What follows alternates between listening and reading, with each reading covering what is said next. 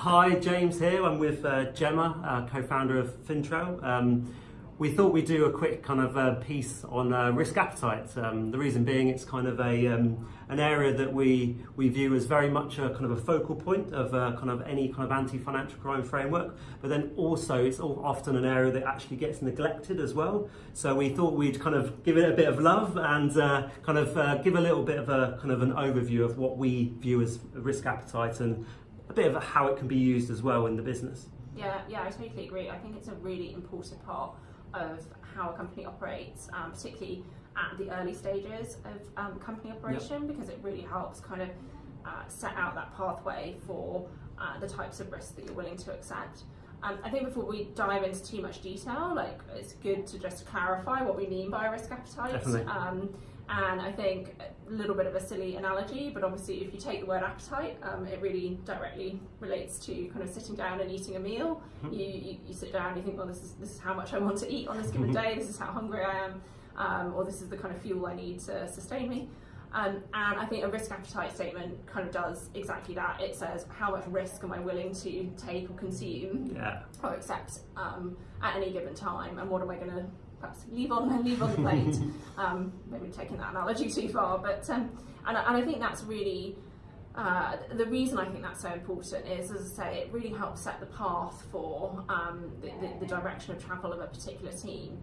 In a sort of financial crime context, which is the area that I think we're most familiar with in FinTrail, the kinds of things you might have risk appetite statements around are things like you might have a risk appetite statement for how much fraud you're willing to accept, and versus how much effort you want to put into combating that fraud.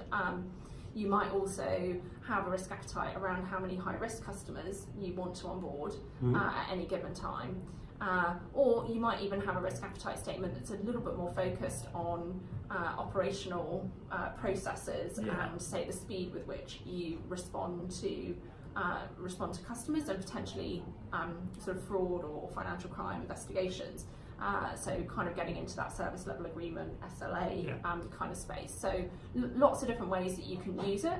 And I think it really helps set those parameters and boundaries for operation at an early stage, and can help kind of really define how you want to use and target your resources and your people. Yeah, definitely. I think that's a really good point on the boundaries piece, because you're right. If you kind of it very much forms the wider part of your kind of anti-financial crime framework. It doesn't just sit there as a standalone kind of control area. It very much fits a kind of an integral part of like the risk-based approach.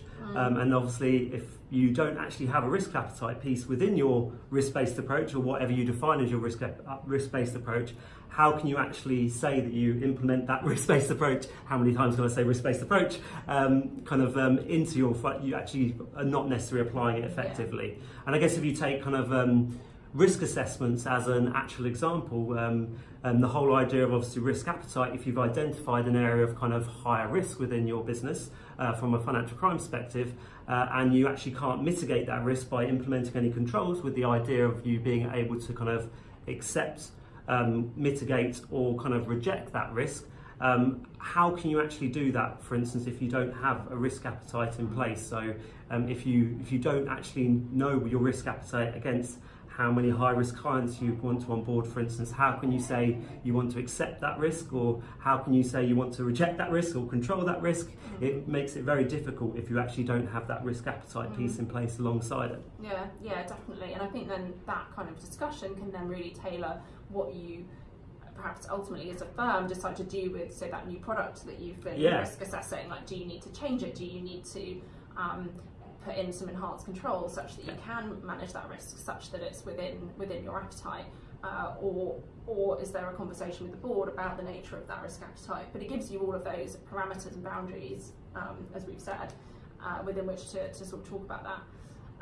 And from my experience, it's definitely really important to set that risk appetite early.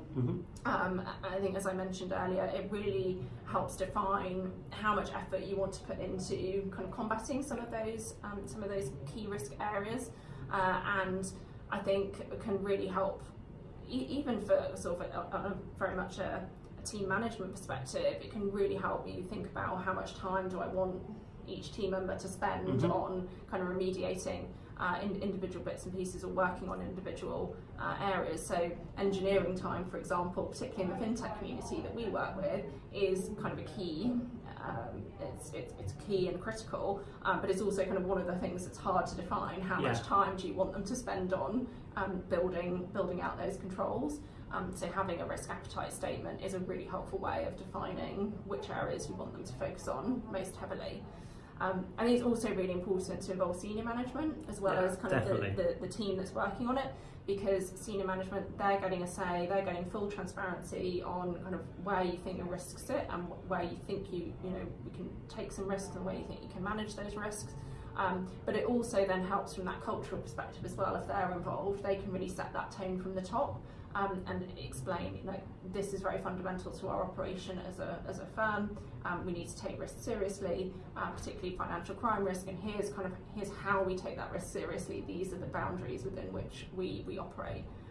So those are things I've definitely seen as being really important. Yeah, senior manager involvement's really important, obviously, because then you're not necessarily going to get the same pushback if you kind of take them on that journey with you. If they have helped kind of define that risk appetite with you, that means it makes it a lot easier to manage a kind of if you suddenly become operating outside that risk appetite because you as a collective have actually formed it yourselves. I actually also think quantifying it is really, really important as well, because having those general risk appetite statements are all well and good and very important, but if you actually can't quantify it, how do you actually manage or mitigate or accept that risk as well? Because it's all well and good saying you don't accept high risk clients or sanctions, for instance, as an example, but if you don't quantify those kind of exact examples, so obviously for sanctions you'd have a zero tolerance for risk appetite from that perspective, but for instance high risk clients you may set it at like 10% or something like that, but if you don't actually quantify it, it makes it kind of really tricky for you to kind of say whether you're operating in or outside of your risk appetite. Yeah, definitely.